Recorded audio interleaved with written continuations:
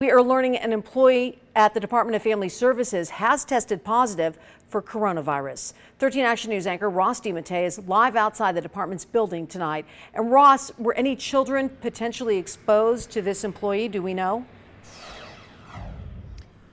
Well, Tricia, the good news is we do not believe that any children were exposed to the coronavirus, but we can tell you that two employees, we're told by county officials that two employees here at the Department of Family Services were at high risk of being exposed to the coronavirus. And now we can tell you that one of those employees has tested positive for COVID-19. That employee is now in the hospital. The other employee has not yet tested positive for COVID-19, but they were told by county officials that they were at high risk of being exposed, which is why they are now self-quarantining just as a precaution. Now, if you're not aware of what Family Services does, they are basically a local child welfare agency that works to protect kids from things like abuse and neglect.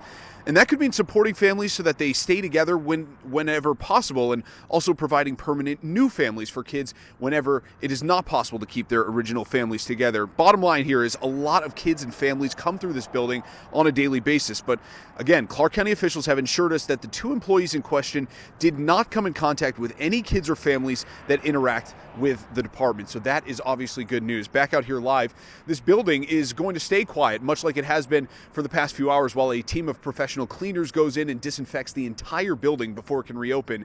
In the meantime, all of the workers that work here at the Department of Family Services have been told to go home and to work remotely so that they can continue to provide some of the essential services that they provide for kids here in the county, including a hotline which operates 24/7 just in case of emergencies. We're live here at the Department of Family Services. Ross DeMattei, 13 Action News.